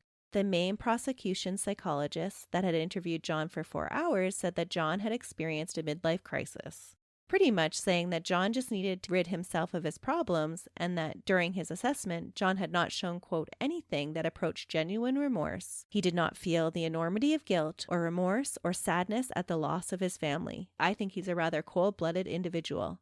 That doctor pointed out the lies in the confession letter and that John had frequently switched back and forth on his motivation for killing his family, choosing whatever one best suited him at the time. After a much longer time to deliberate than was expected, it was about 9 hours, the jury of 6 men and 3 women returned a verdict on April 12th of guilty on all 5 accounts. The lengthy decision was because one juror was sympathetic and felt that John might not have been capable of changing his mind because of his rigid nature, like the defense argued. The confession letter held the key piece of information that changed their mind. In it, John had said that he was originally going to kill his family on the 1st, but had delayed because of travel arrangements. They felt that this showed that he did actually have the ability to change his plan and that it wasn't set in stone. Right, which it does. I think it points to that clearly. And the same thing about his vasectomy, that even though he had some really strong feelings about it, he's able to change what he's doing. And he allowed the Halloween party. Regardless if he knew he was going to kill them or not, he still went against his beliefs and let the party happen. That's right. All of those things I think point to that the reason why he murdered his family was out of spitefulness for his wife and convenience for him. He's just feeling overwhelmed and needed to start over again. Right. Why didn't you just do what many dads have done before? Go out to get the milk and you just don't come back. Yep. As terrible as that is, better than murdering your entire family. So crazy. John List was sentenced on May 1st, 1990 to 5 consecutive life sentences in prison without the eligibility for parole. The judge said, "The name of John Emil List will be eternally synonymous with concepts of selfishness, horror, and evil." John did appeal his sentence on the grounds that his judgment had been impaired by post-traumatic stress disorder from his military service, and that the unsealed letter to his pastor should have been kept confidential. Oh, no. Sorry, honey. These appeals were denied. John spent his time in jail, reading the Bible, writing letters to his friends that he had made as Bob Clark. And when he wrote these letters, he went on like he was Bob Clark. I just can't even imagine being that friend and getting this letter after finding out. Like, you would feel so betrayed even as a friend to find that out. You would think, but they actually carried on writing letters back and forth to him because they knew him as Bob Clark, this nice stand-up guy that was pleasant. Wow. He spent many hours with a deck of cards and a notepad calculating statistical odds and spent time with the Lutheran minister. Dolores never came to visit John after that first time. She called and for a while tried to maintain a relationship, but it was reported, although not substantiated, that she quietly got a divorce a few years later. John later did an interview with Connie Chung in 2002 and told her what he thought his reunion would be like in heaven with his family. He said, quote, "I feel when we get to heaven, we won't worry about these earthly things. They'll either have forgiven me or won't have realized, you know, what happened. I'm sure that if we recognize each other, that we'll like each other's company just as we did here when times were better." John told her that he didn't kill himself after killing his own family because he felt that it would prevent him from getting to heaven. All he wanted was to be reunited with his wife, mother, and children in the afterlife, where he believed there would be no pain or suffering. This is so bizarre. I don't think they're going to be happy to see you, John. I hate to burst your bubble. And when we don't have to worry about these earthly things, like these little bumps in the road that we have to go through, savagely murdering your entire family is not just a little bump in the road. That's how diluted his thinking was. And in his eyes, he had taken care of the problem. He had fixed it. By sending them to heaven, he had fixed all their problems. Yeah, we're all going to be happy later. Yeah. But I'm going to be a little coward and run, and I'm not going to own up to anything, and I get to live my own life like a selfish dirtbag. Yeah. In 2006, with the help of an admirer, John published a memoir titled Collateral Damage, The John List Story. It came across as self-serving, really pushing the PTSD angle that the courts had already thrown out. 2 years later, on March 21st, 2008, at the age of 82, John died from complications of pneumonia.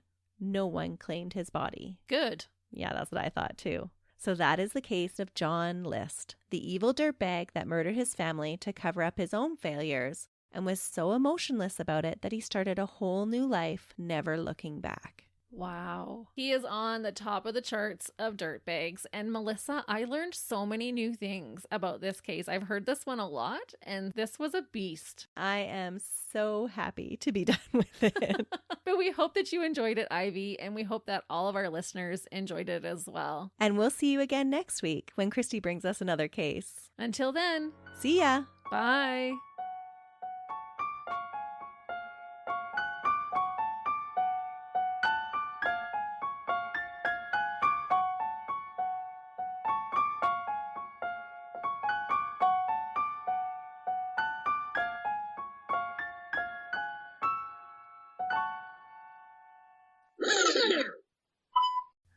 we're still eating chocolate and we're about to record. When are we not eating chocolate? That's the better question. Yeah. No side of murder. No. Don't put this in here, bitch. Sorry. Is this all making... It's Did it great. flow? It's Okay. fantastic. I should She falls asleep. her great uncle. Stop laughing, Christy. I need to say Sorry. something.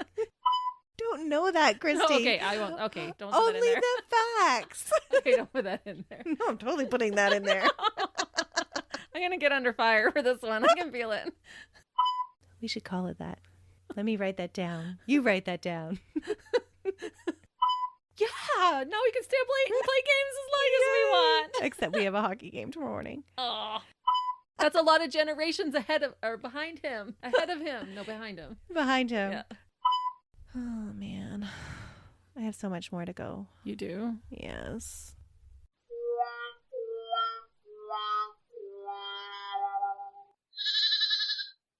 Another Sound Off Media Company podcast.